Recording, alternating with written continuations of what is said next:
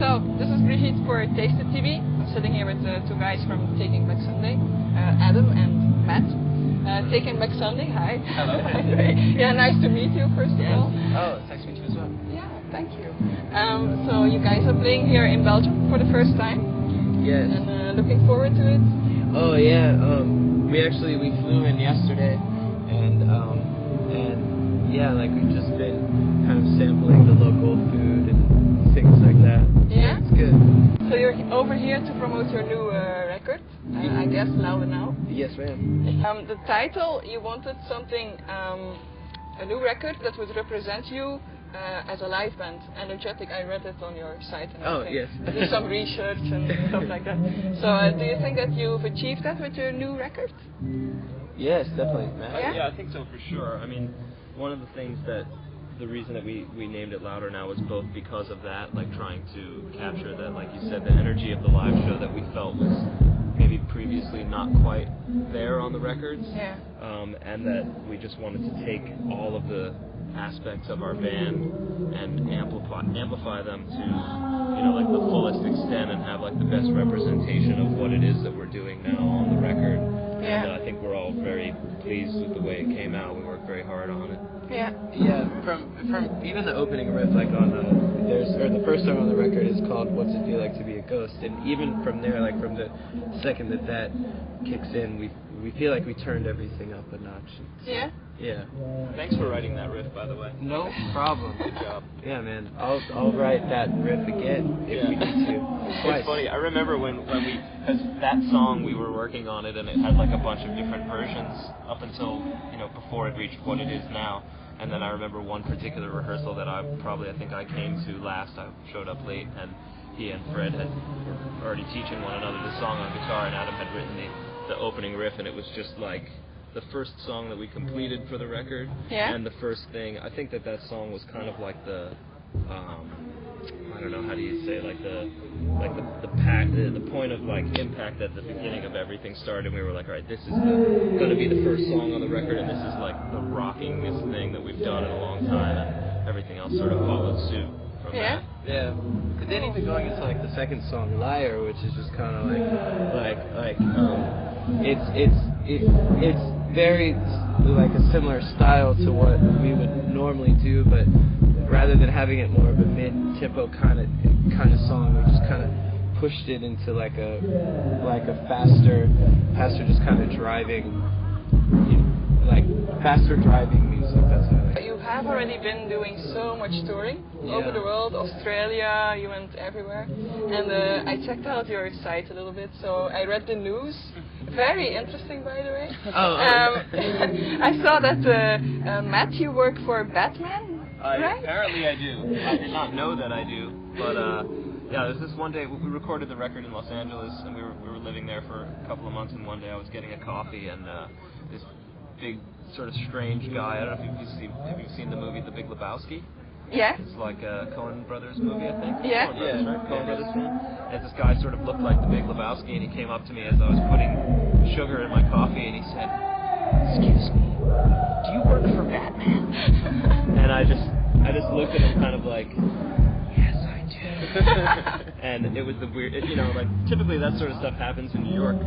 Yeah. And so it was one of my first experiences with a crazy person in Los Angeles, or a superhero, one or the other. But I think he was a bit.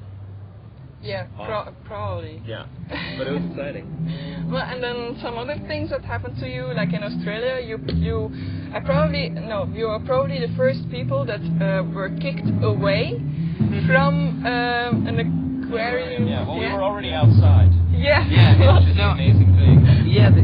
Yeah, we'd already taken the tour of the aquarium and seen all the fish and things.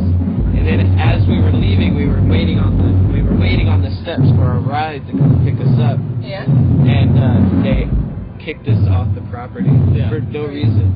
No reason. I saw pictures. Okay, so we were climbing stuff. No reason. Yeah, but no big deal, you know. That's it. Always having fun. Even if we're getting kicked out of something, we're always having fun. So that's great. Yeah. Is that a bit your motto in life too? To always have fun, or? It's one of them, I would say. Yeah. It's nice to have fun. I mean, we're lucky. What we do really comes with a lot of fun. Traveling is nice, and playing music all the time is nice, and meeting people all the time. Those are all really, really fortunate things that we get to go through. But I mean, there's a lot of other things that are important to us, just like, you know, being good to people and to each other, and just sort of like staying focused on what you're doing. Yeah. And we still are learning about that, especially amongst the five of us towards one another. Yeah. But you know, such is life. Yeah, well, it must be difficult sometimes to live together the whole time on tour with five people. What's like the most obnoxious thing that Matt does, for example? That Matt does? Or someone else, you can Matt doesn't really bother me that much when we're gone. No? No. But nothing at all? No, there's... Or something good then? Well, like, Matt's very quiet, Yeah? and he doesn't snore, which is We really sleep next good. to one another on the bus. Our beds are like, Yeah? no, they're apart. Yeah. But yeah, we're next to one another on the bus. I think that, like, the one thing that I did used to do, or that I learned about you, and I'm conscious of it now, is that I don't think I did, but I chew loud. I've chewed food loud. When you eat. And sometimes, I remember one time when I first joined the band, very long time ago, we were sitting having lunch next to each other, and I was eating, and I didn't think I was going like, but apparently I was doing something like that, and Adam was like, dude, can you not chew like that? And I thought he was kidding, and I was like, yeah, fuck you. And then he was like, no, seriously, I can't. The chewing sound freaks me. And I realized that, like, one of his pet peeves is the chewing sound. Yeah? So when if I'm eating right next to Adam, it's almost subconscious at this point that I know not to do that.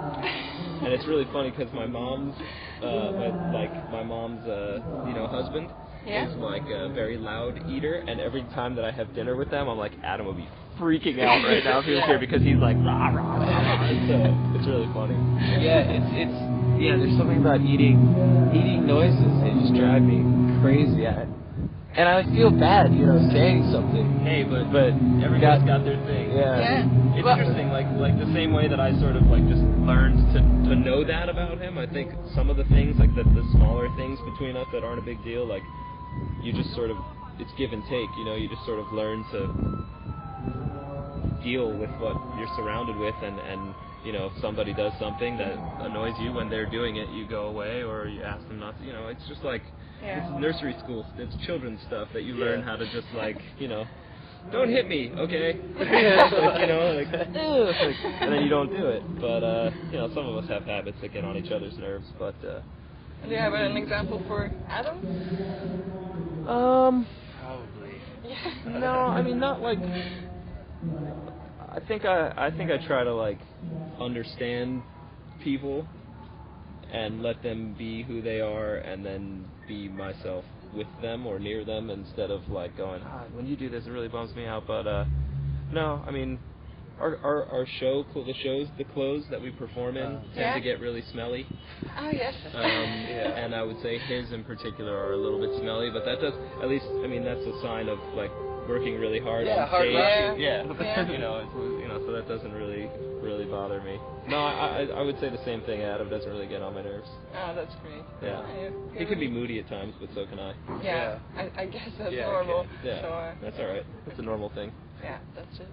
So you'll be what's next for you? You'll be going to the Give It a Name festival. Yeah, tomorrow and morning. then Yeah, there, and then we'll be going back to the States, but then we come back in like 2 weeks' time. Yeah. And we do a run of the UK. Yes. And then we come back to Europe, and we do like Amsterdam and Germany, and I'm not sure the dates on that though. That's probably things I should know. Yeah, I think But it's in between. I know we're going to be in Germany in the beginning of June for like Rock am Ring and stuff like that, and then maybe a show in Cologne, and like Adam said, in Amsterdam, in Holland, and then I think we're going back to the States for to at least prepare for our summer tour, which is going to be with Angels and Airwaves, Tom DeLonge's band, and Head Automatica, really great band, and the band Subways. Subways too. So we have a lot of. I think we're going to be touring for a very long time this year, but it's been a lot of fun already. Like you said, we got to go to Australia, and here we are in Belgium. We were in New York 2 days ago playing to our hometown crowd. So it's like every day that we get to keep doing this year is really exciting for us. Yeah, I can imagine. Yeah, quite nice. Could you still imagine yourself like doing normal jobs? Every day, I'm Yeah, glad I could I'm not. imagine it. I could imagine it, and I don't want to go back to it. What would you be doing? I delivered food. Yeah. Yeah, which I mean, I got to spend a lot of time driving, which was nice. And smoking cigarettes. Yeah, smoking a lot of cigarettes, but that's about it. Yeah. Like, yeah, glad I'm not delivering food now. Matt too. Matt was waiting waiter. tables. Yeah? Yeah. Oh, you I could was work a waiter. together. Yeah, You yeah. could start up Amazing that we another never did. business. Yeah, we were all. I mean, even where you and Eddie used to work was near where I was working for my dad. I mean, that's not the same time period, but yeah, everyone was doing different things. Mark was selling drugs and delivering pizza, Yeah. and Fred And was- valet parking and cars. valet parking. Yeah. And sometimes doing 2 of those jobs at the same time. You never know if you're going to be valeting a car for someone and then like sell them some, a little bag of pot or something. Good work. Yeah, he's very smart. And and Fred was teaching guitar lessons, and Eddie has done everything from. Apparently, Eddie was an exterminator for a little while. Yeah? Pest control. Yeah. Oh. And worked at a deli, and I think he worked for the government for a little while. And Secret stuff. It's like stuff you couldn't tell us about though. Yeah. Which I is can really weird. understand. He has a tattoo on his arm that we're not sure what it is. Okay. I think it's a panther. But yeah, so we've all done different things, and I think none of us are. I don't think any of us wish to go back to those things. Yeah, I can understand. But you probably never will have to. Yeah. I mean, Well, We'll see. hopefully not. Just for now, rocking is a lot more fun. Yeah. Yeah. Well, I'm going to let you rock on for today. Thank you for the chocolate too. That's very nice. Yeah. Yeah, no problem. Yay, I mean, chocolate. tasted TV, yeah. Yeah, so- certainly. Okay. Yeah, we're gonna devour it. So That's great. So I'll let you devour it, and lots of luck with the tour and everything, and with the record and so on. And hope to speak to you again soon. Thank you very Okay? much. Yes, Thanks. bye.